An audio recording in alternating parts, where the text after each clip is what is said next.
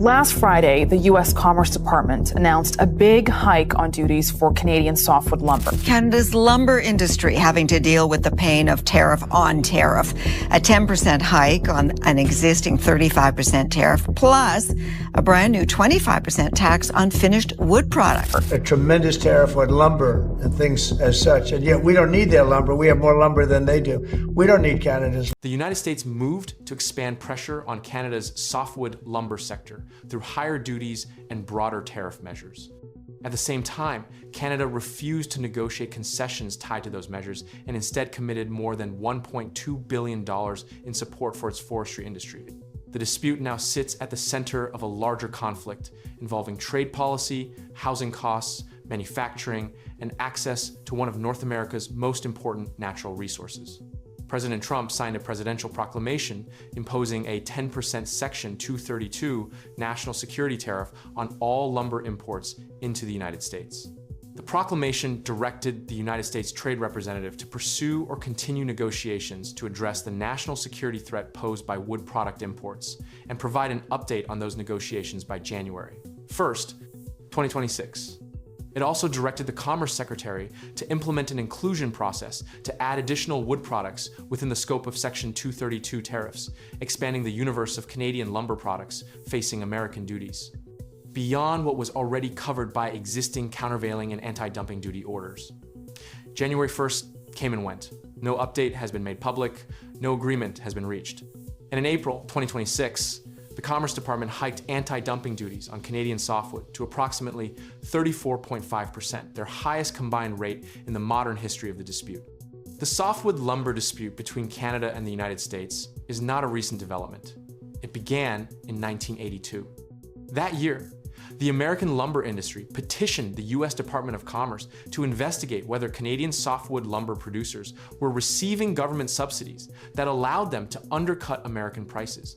The core allegation has remained substantively unchanged for 44 years. Most Canadian timber is harvested from provincial crown lands, and the stumpage fees charged to harvest that timber are set administratively by provincial governments rather than through competitive auction. American producers argue this constitutes a subsidy. Canadian governments and producers have consistently contested that characterization, and international trade bodies have repeatedly ruled in Canada's favor. The four major iterations of the dispute, Lumber 1 through Lumber 4, produced countervailing duty investigations, anti-dumping investigations, NAFTA Chapter 20 panel proceedings, WTO rulings, London Court of International Arbitration findings, and a bilateral softwood lumber agreement in 2006 that governed trade for 9 years before expiring in October 2015. Since 2015, the two countries have been unable to negotiate a replacement agreement. Every effort to resolve the dispute has eventually collapsed over the same foundational question: whether Canadian stumpage systems constitute actionable subsidies under American trade remedy law. International tribunals have consistently found they do not. American trade remedy authorities have consistently found they do. Canada supplies more than 75% of all softwood lumber imported into the United States. American domestic production cannot replace that supply in any near-term timeframe. The U.S. housing market needs approximately 35 billion board feet of softwood lumber annually. American mills produce approximately 23 billion board feet. The gap, approximately 12 billion board feet, is filled almost entirely by Canadian producers. The National Association of Home Builders estimates that combined tariffs and duties on Canadian lumber have added at least $10,000 USD to the construction cost of a new single-family home. Full year 2025 single-family housing starts fell to 943,000 units, the weakest result since the pandemic recovery, a decline that the NAHB has specifically connected to elevated lumber costs as a contributing factor. The September 2025 Section 232 proclamation stacked a new 10% national security tariff on top of the existing countervailing and anti-dumping duty structure. The combined rate for most Canadian producers before the April 2026 anti-dumping revision already exceeded 40%.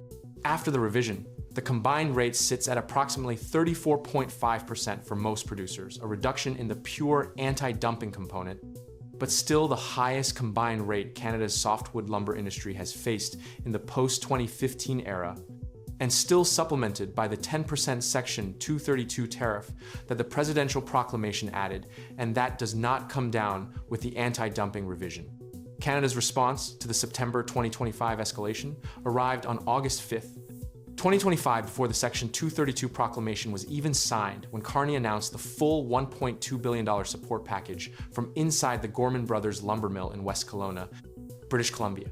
The announcement was made in a working sawmill rather than a government press room, because the government wanted to make clear this was a response to a crisis being experienced by specific workers in a specific community, not an abstract trade policy decision.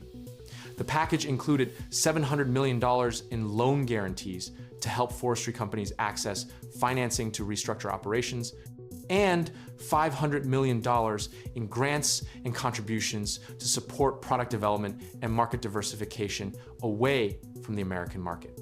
This dependence creates costly uncertainty, Carney said at the Gorman Brothers announcement, speaking from the floor of a mill whose production has historically gone almost entirely to American homebuilders. The $1.2 billion package did not make the tariffs go away.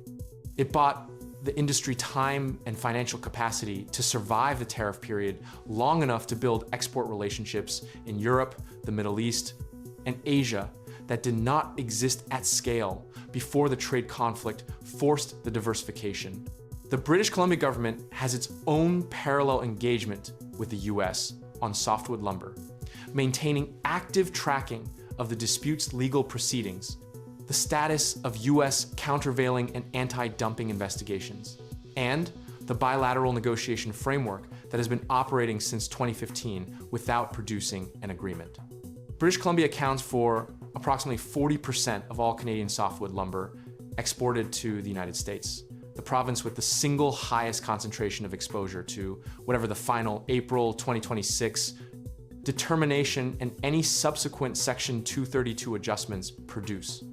The Congress.gov Research Service analysis of the dispute describes the specific legal architecture governing the January 1st, 2026 reporting deadline.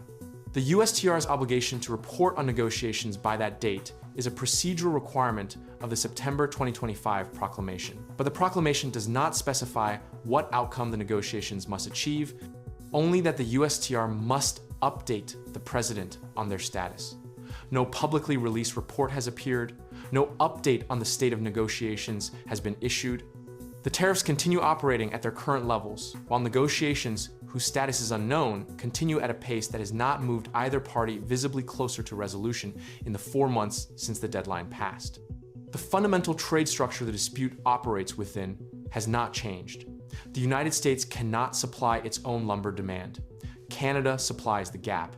Tariffs raise costs for American homebuilders and consumers without creating new American supply, because American mill operators cannot build new facilities, permit new logging on federal lands, and train new workers in the time frame that market prices would need to justify the investment.